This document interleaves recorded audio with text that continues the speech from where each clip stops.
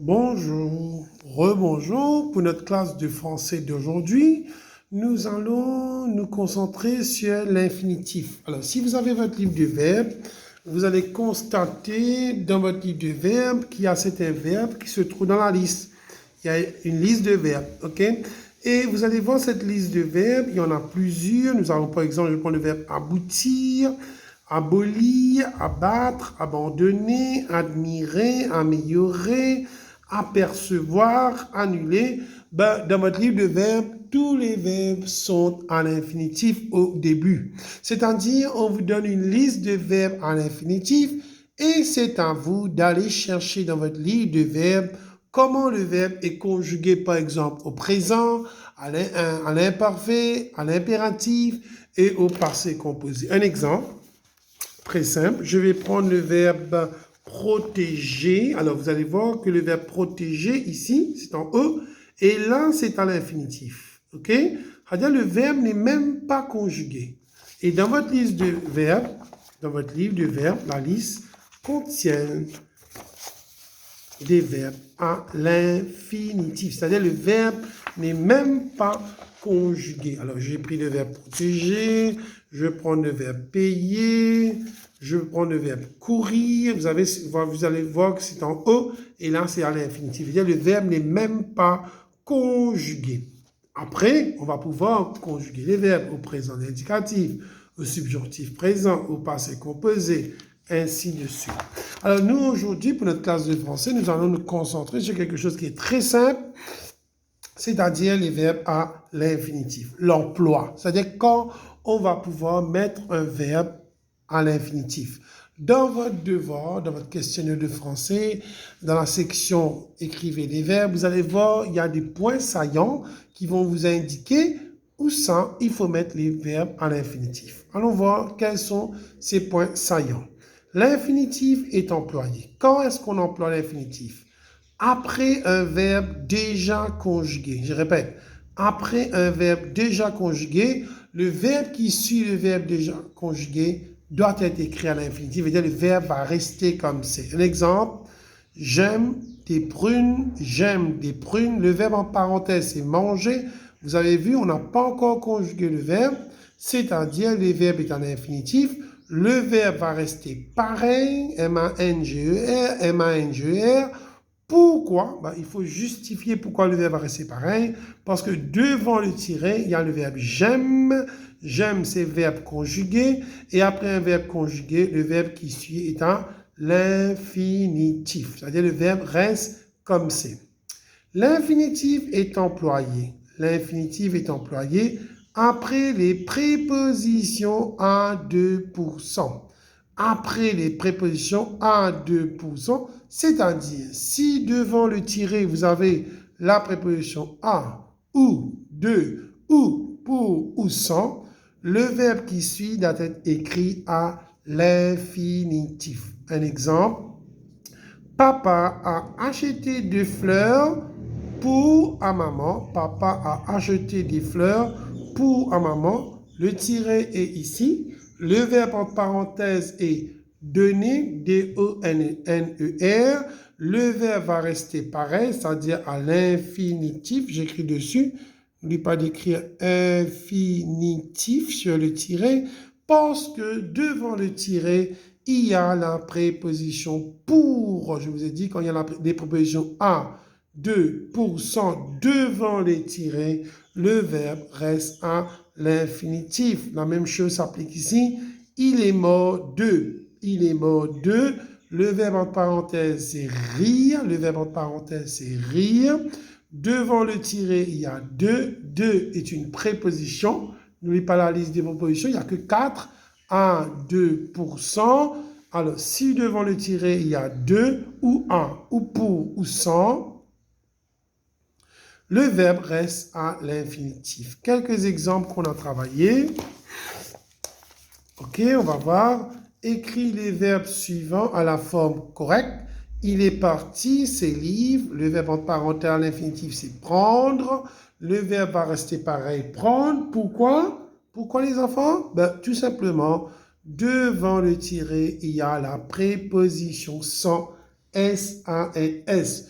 Devant le tiré, il y a la préposition sans, S-A-N-S. Alors, qu'est-ce qu'on fait avec le verbe? On garde le verbe à l'infinitif. Les filles sont là pour leur histoire. Les filles sont là pour leurs histoires.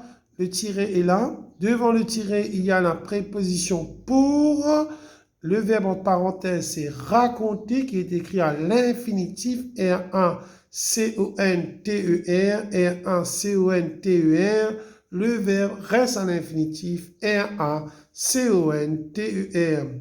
Eric adore se chamailler. Eric adore se chamailler avec ses amis. Le verbe en parenthèse, c'est se chamailler. Pourquoi le verbe reste à l'infinitif? Tout simplement parce que devant le tiré, il y a un verbe déjà conjugué. Vous avez vu ça? Il y a un verbe déjà conjugué qui est le verbe adore. Eric adore se chamailler avec ses amis. Je n'ai rien à, je n'ai rien à. Entre parenthèses, il y a le verbe boire qui est à l'infinitif. Le verbe va rester pareil, je n'ai rien à boire. Le tiré est là. Devant le tiré, il y a la préposition à accent grave. Ok, je vous ai dit, quand il y a les prépositions 1, 2 pour ressent, le verbe reste à l'infinitif. Alors, n'oublie pas, l'infinitif est mis après un verbe déjà conjugué, n'est-ce pas? Et après les prépositions 1, 2 pour cent. Note importante, à l'infinitif, les verbes du premier groupe se terminent en ER, n'est-ce pas? À l'infinitif, les verbes du premier groupe se terminent en ER. Exemple, le verbe parler, P-A-R-L-E-R.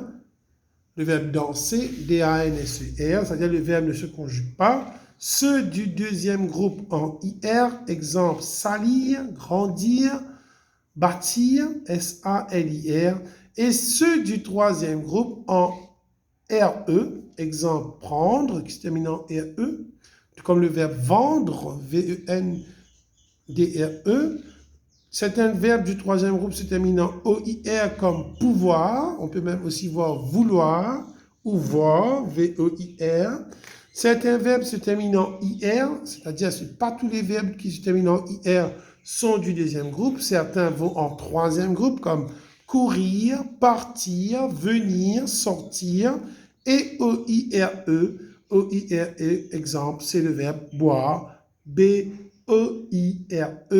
Alors, tous ces verbes, je vous ai dit, quand le tiré se trouve après un verbe déjà conjugué ou après les prépositions à 2%, le verbe reste à l'infinitif. Alors, le devoir que je vous ai envoyé est très très simple. De la liste donnée, souligne les verbes qui sont à l'infinitif. Vous n'avez pas à souligner, vous n'avez qu'à copier seulement dans votre cahier les verbes qui sont à l'infinitif de la liste. C'est-à-dire, vous n'avez pas à mettre la liste dans votre cahier. Vous n'avez qu'à prendre les verbes qui sont à l'infinitif, qui sont dedans, et les écrire dans votre cahier. Alors, est-ce que ces verbes-là sont à l'infinitif? Non. Pourquoi? Alors, ici, on a écrit Paul. On sait que Paul, qui est au présent, vient du verbe parler. Normalement, s'il était à l'infinitif, ça aurait dû être P-A-R-L-E-S, c'est-à-dire je n'ai pas écrire ce verbe dans mon cahier. Tandis que celui-ci, oui. Pourquoi? Le verbe se termine en ER. Le verbe se termine en ER. Je vous ai dit, tous les verbes du premier groupe se terminent en ER. Et regarder est un verbe du premier groupe et il se termine en ER.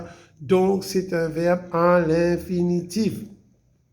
Ici, est-ce que vous allez prendre ce verbe? Est-ce que le verbe termine par O-I-R-E, I-R, O-I-R, R-E ou E-R? Regarde bien, est-ce que le verbe se termine en R-E, E-R, O-I-R, I-R? Non, le verbe est déjà conjugué, c'est-à-dire ce verbe-là, je ne vais pas mettre dans mon cahier. Qu'en est-il de ce verbe? Le verbe naître, certainement vous allez écrire dans votre cahier. Pourquoi? Regarde la terminaison, le verbe se termine en RE, tout comme le verbe vendre, prendre, qui se termine en RE.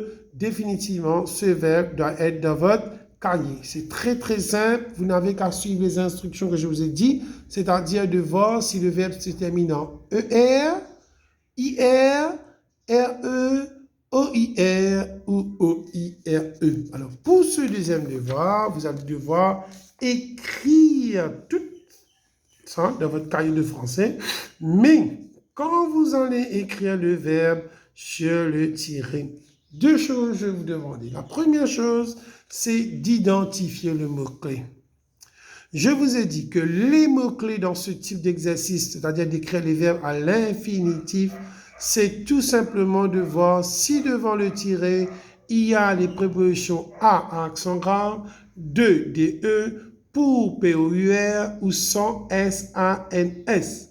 De bien voir si ces prépositions sont devant le tiret ou tout simplement devant le tiret, il y a un verbe déjà conjugué. Par exemple, ici, Andrew veut avocat. Ici, dans cette phrase, il y a veut qui est déjà conjugué. Et en parenthèse, il y a devient. Et on regarde le verbe. Le verbe se termine en ENT. C'est-à-dire, ce verbe-là n'est pas à l'infinitif. Je répète, ce verbe-là n'est pas à l'infinitif. Moi, je dois chercher l'infinitif de ce verbe, c'est-à-dire devient, qui va devenir, qui a une idée? Réfléchissez, le verbe devient, c'est au présent, il devient, vient de quel verbe? Très bien, c'est le verbe devenir, D-E-V-E-N-I-R. Et c'est pourquoi, pour ce devoir, il vous faut votre livre de verbes, que ce soit ce livre-là ou le Becherel, pour chercher la terminaison des verbes. Je vous ai dit, les verbes à l'infinitif se terminent en RE, IR, ER, OIR, OIRE. Ici, va ton livre sur la table, va ton livre sur la table. Dans cette phrase, il y a le mot-clé va, qui est un verbe déjà conjugué. Regarde en parenthèse, le verbe se termine en E accent aigu. Ce n'est pas un verbe à l'infinitif. Si le verbe se termine en E accent aigu, définitivement, l'infinitif de ce verbe doit être quoi? À la fin, qu'est-ce qu'on va mettre? Réfléchissez. Très bien, on va retirer le E accent aigu. On va mettre ER. Donc, la réponse va être D, E accent aigu, P, E, S, E, R. D, E accent aigu, P, O, S, E, R. Toujours, n'oublie pas d'utiliser votre livre de verbes.